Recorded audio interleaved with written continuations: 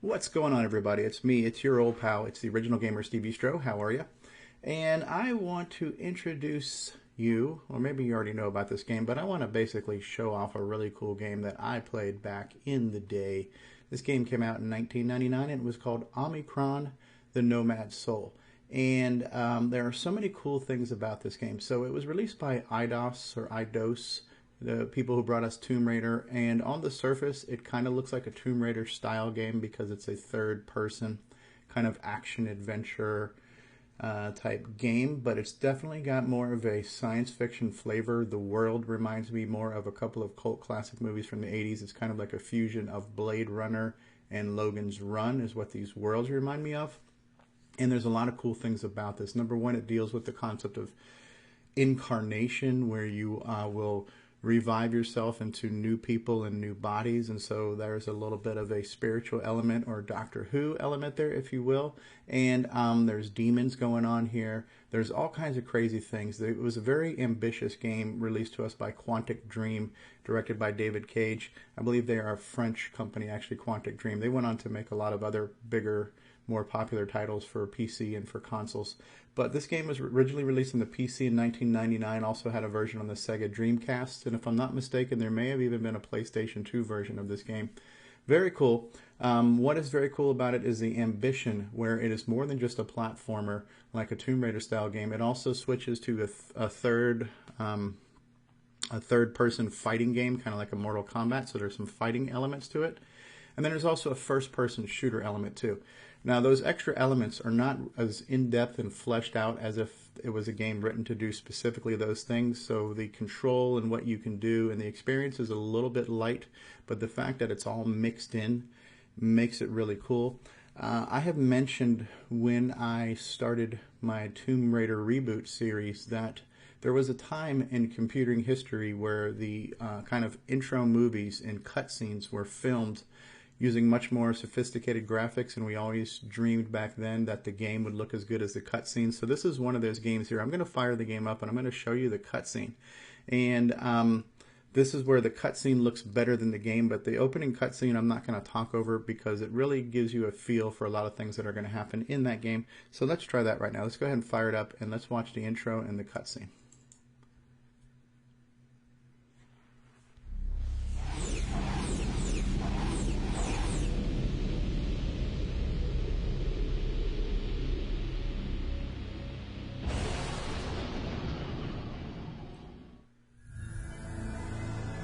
So this is the developer, Quantic.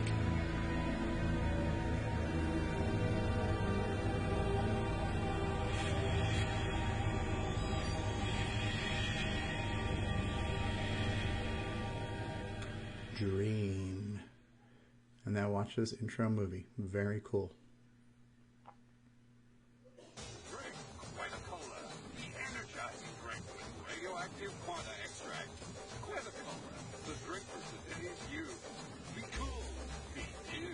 Drink Quetta-Cola. So the game does look like this, but this little movie makes it look obviously a little bit better. Character models not quite as detailed.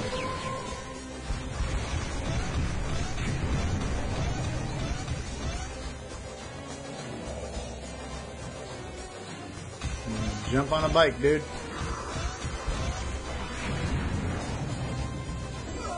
This is showing a fighting sequence.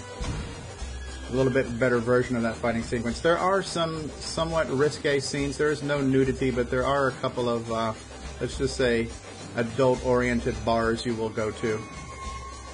Whole nother world, a frozen world. I don't think I've made it to this world in the game when I played it originally. Some type of weird voodoo magic thing going on here. This is another world. I've made it to this city. I've been in this shootout sequence before. Whole different city. Animation here a little bit better than the actual in-game animation.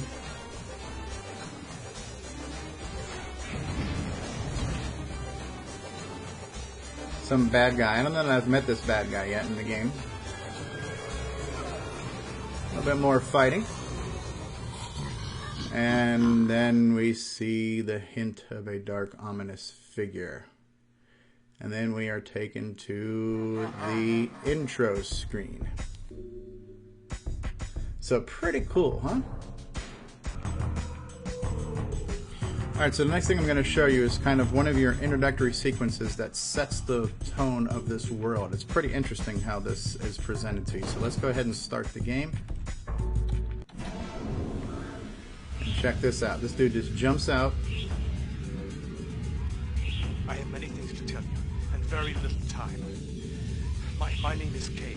I come from a universe parallel to yours. My world needs your help. You're the only one who can save us. I succeeded in opening a breach between my world and yours. Through your computer, you can enter our world and help us. But in order to do this, you must transfer your soul into my body. Do you accept? Press any key to say yes. But hurry, there isn't much time.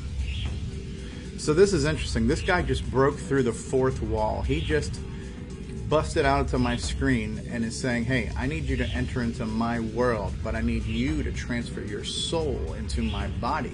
That's a little bit creepy, but it does give you, there's somewhat of a spiritual element to this. This game plays a lot with reincarnation. And unfortunately, you have no choice but to say yes. So no matter what key I press, I have to say I accept. I knew I could count on you. Now, you must concentrate.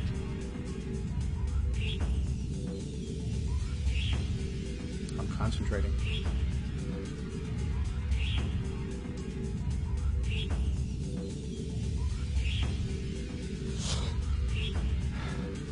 I feel a little bit lighter. Now your soul occupies my body. This is the last time that we'll be able to speak together. Once you cross the breach, you'll be on your own. I will take over my body when you leave the game and hold your place for you until you return. I have nothing but to do but to press a key. So basically he's saying he has taken my soul into his body and now I can enter his world using his body, but I am me in him, if that makes any sense. So I basically say, okay, I understand. I got no choice. You just sucked the soul out of me, dude. That's it. You're ready. But remember, once you cross the breach, you're on your own.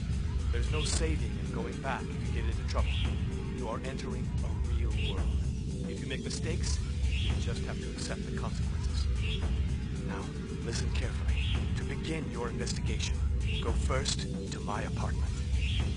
There's no more time to talk. You must cross the breach before it closes. Oh, and one more thing. Be careful with my body. It's the only one I've got. Ha ha ha ha. Sure, I'll be careful with your body. How about my soul? Shouldn't I be careful with my soul? Shouldn't you be concerned about my soul? But no, you're worried about your body. Okay. Mr. Selfish. Sure. Alright, so now we are passing through the breach. This was actually pretty good visual effects for 1999. I am now entering his world.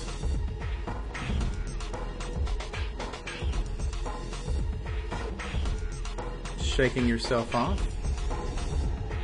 What is going on? What is that thing on the wall? Creepy looking dude. You've been waiting for me. Ouch. Knocked me down.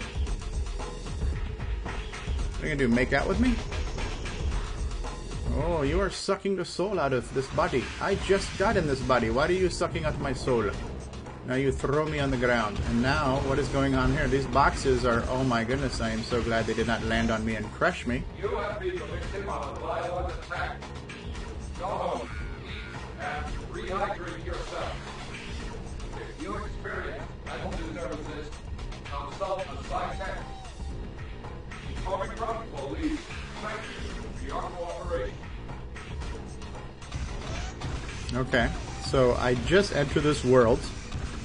I get the crap kicked out of me. Some dude's ready to suck my soul out of my face. And out of nowhere, a robot comes in here and says, hey, just go home and have a beverage and a sandwich and walk it off, bro. So now I just find myself in this strange world. And you're going to see this guy's kind of thought balloon show up on the bottom of the screen. He's basically saying, where am I? This passage leads out. I must go this way. So now you start walking. And there's something on the ground here, so he'll notice that too. It says press the action button to pick an object up. Once in my hand, I can press action to keep it. It says, I also have a computer grafted onto my forearm, and I can access by pressing the sneak button. So here's something on the ground. If I press enter, now I can press enter again to keep it, or I can press cancel. So I will go ahead and hit enter, and I've just picked up 3 magic rings. I can also run, I believe. Is this my run key? So I can get out of the alley a little bit quicker. I'm having to use the keyboard on this game for a while now, and I'll explain why in just a second. Let's get out into the middle of the world. And I'm going to show you, oops, wrong turn. Wrong turn, Clyde. Okay, I am now in the world. And this is where, the way this world looks reminds me of both Blade Runner, for some reasons, because in Blade Runner you have like flying ships, you've got the foggy skies and stuff. Also, the theme of this, being in this utopian society, kind of reminds me of a movie called Logan's Run. Both great cult classic sci-fi movies from the 80s. And there's a lot of things about this game that remind me of kind of Grand Theft Auto, too. And I don't know if Grand Theft Auto existed in 1999, because I've only played it recently. But the fact that you run around this city, you explore places, there are people you interact with, random people walking on the streets, that part reminds me of Grand Theft Auto. Now, what's going to happen here in just a minute is I start to step out into the city, there's going to be an opening title sequence. When that happens, I'm going to have to chop this video into 2 different videos, because what happens with YouTube is that YouTube is going to flag me for copyrights.